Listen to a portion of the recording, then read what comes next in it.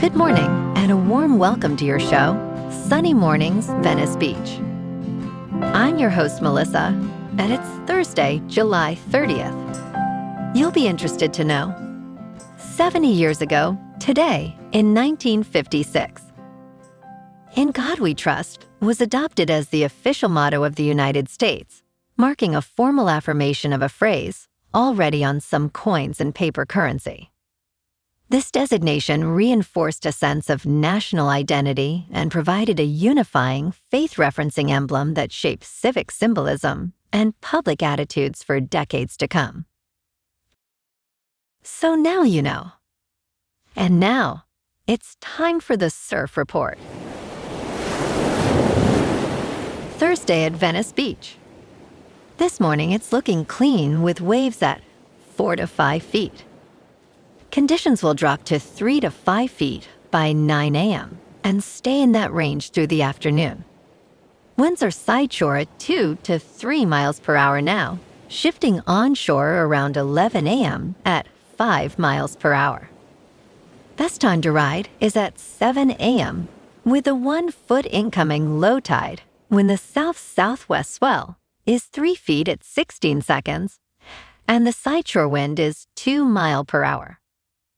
The first high tide on Thursday will be 4 feet at 11:15 a.m., followed by a 2-foot low tide at 4:15. The nearshore buoy at Santa Monica Pier reads 72 degrees for the water temperature. Friday offers clean conditions with waves around 3 to 4 feet throughout the day, before shifting to choppy in the afternoon. Saturday sees a slight drop in size to 2 to 3 plus feet, with fair conditions prevailing but becoming more challenging by afternoon. Sunday brings a steady 2 to 3 feet, with conditions improving slightly as the day progresses, making it the most favorable day of the period. This morning, there's patchy fog, and it feels like 71 degrees with no wind. The sunset will take place at 7:56, and it will rise again tomorrow at 6:05. It looks like we're in for some patchy fog before 11 a.m., giving way to partly sunny skies, with a high near 76 and a light south breeze around 8 miles per hour. If you're inland, it will hit a high of 78. Tonight, expect patchy fog after 11 p.m. with mostly cloudy skies, a low around 67, and light winds around 7 miles per hour. Looking ahead in the weather. Friday starts with patchy fog before 11 a.m., then turns mostly sunny with a high near 78 and a light south-southwest breeze up to 10 miles per hour. Saturday and Sunday stay sunny with highs near 79 on Saturday, slipping to near 77 on Sunday, and nights mostly clear in the upper 60s.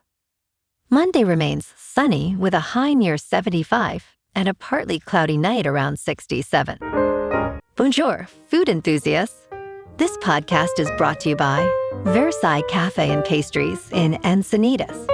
Nestled on El Camino Real South, just north of Encinitas Boulevard, this cafe is a haven for culinary delights. Indulge in their amazing Eggs Benedict or their gluten-free crepes. You can grab a panini for lunch or just breeze on through to get your morning coffee. They are open every day from 8 to 5. So stop on by and don't forget to tell them Sunny Morning sent you. In local news, West Hollywood is currently facing a unique issue with a so-called coyote condo at a construction site, where a pack of coyotes has taken residence, leading to complaints from residents.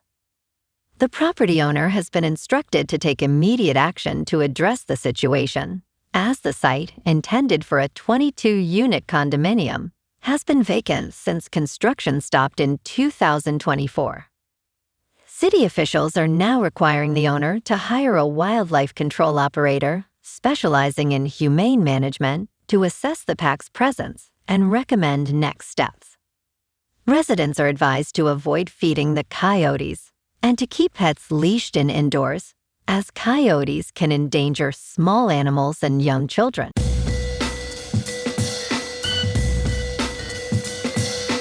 Now on to sports. Jamal Adams joined the Vikings just before training camp began. On Wednesday, he expressed his excitement to Minnesota reporters for the first time. Adams was drawn to Minnesota by general manager Nolan Teasley and defensive coordinator Bryan, both of whom he respects greatly. Now in his 10th National Football League season, Adams believes the sky's the limit for his career. He is focused on fully recovering from a quad tendon tear suffered in Week 1 of the 2022 season. Adams is currently learning the terminology of the Minnesota defense and is eager to showcase his flexibility in various positions. In local sports, the Dodgers are locked in a rubber match tonight against Seattle at Dodger Stadium. LA tied the series yesterday with a 4-2 win behind Eric Lauer's dominant pitching. Just one hit allowed over 6 innings. Andy Pages went off with 3 hits and a homer, while Shohei Ohtani and Freddie Freeman both drove in runs. Edwin Diaz made his triumphant return from a 3-month arm injury, closing out the 9th for his 5th save. Tonight, Roki Sasaki takes the mound against Bryan with everything on the line. The Dodgers are 58-40, sitting on top of the West. And this is exactly the kind of late July series that matters heading into August. Dodger Stadium is going to be electric for a deciding game. Meanwhile, the Lakers are dealing with major news today. LeBron James has officially joined the Philadelphia 76ers, marking a massive shift in franchise direction. LA now pivots around Anthony Davis as the cornerstone moving forward, setting up a significant rebuild ahead. In top news, 60 Minutes announces a new slate of correspondents for its upcoming season. 2 months after a major shakeup, CBS 60 Minutes has hired several new correspondents and contributors for its 59th season. Joining the team are Ross Douthat, a conservative opinion columnist from the New York Times, and Norah O'Donnell, the former anchor of CBS Evening News. The new executive producer, Nick Bilton, shared this news in a staff memo. He praised Douthat as one of the preeminent public intellectuals in America and called O'Donnell a powerhouse. The show continues to navigate significant changes amid a challenging landscape. In business news, China threatens retaliation against the United States humanoid robot ban, stating it severely damages relations. The United States Federal Communications Commission has ignored Beijing's restrained position on product bans, according to China's Commerce Ministry. The commission added foreign-made advanced robotic devices, including humanoids, to a list restricting imports due to cybersecurity concerns. China's Commerce Ministry urged the United States to withdraw the decision, threatening countermeasures if it does not comply. Tensions over technology have intensified, with U.S. President Donald Trump indicating a more cautious approach to maintain American technology leadership. Chinese companies dominate the humanoid market, while stocks for UTech fell significantly. In crypto movement, Bitcoin is unchanged at $64,000. Ethereum is unchanged at just over $1,900. And XRP is down 1.5% to $1.07. Moving on to a more local vibe. In our community spotlight on health and wellness, we are working with a national Pilates studio to bring you some free classes, so listen up. Check out Club Pilates, with several locations in the San Diego area. Pilates presents a comprehensive wellness approach, cultivating strength, reducing tension, and elevating mental well-being. Scientific research affirms its benefits. So now you can check out Club Pilates for a free class, with locations in Encinitas, Solana Beach, Oceanside, La Jolla, and more. Just be sure to tell them Sunny Morning sent you by. And now, back to the show. Let's talk science. The Roman Space Telescope, NASA's next great observatory, is ready to launch on August 30th.